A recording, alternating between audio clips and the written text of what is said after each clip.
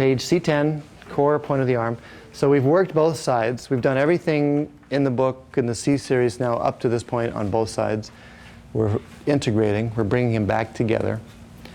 And we're going to do that by showing his nervous system, showing his perceptive system, how his arm is actually connected from the palm up into the shoulder and then up into the rest of the body.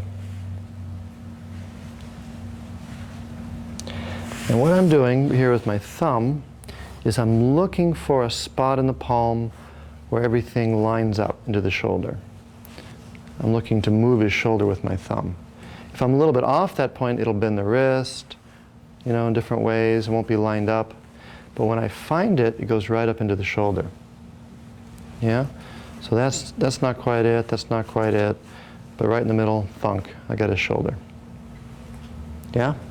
And it'll feel like a solid line or solid spot. And then I get on the other end of that line, and just hold. So I have a line of compression that's bringing his arm together all the way up into his shoulder. And the point of this is not to rub it or pump it or poke it, but just to let his nervous system register that possibility of connection, just so that he can feel how all these parts we've disassembled from his shoulder on out can be together.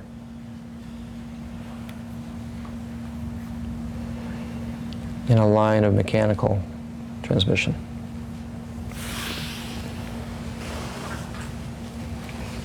Okay. Any questions? Yes? What were you doing with your right hand? This upper hand? What was I doing with it? I'm catching the other side of that line. Yeah, I got my finger right there and I can feel it's coming out as a chromium. And so I'm holding the other end of that. So it's sort of like you're pushing your thumb into your finger. Uh-huh. Kind of like pushing my thumb to my finger, yeah. Okay.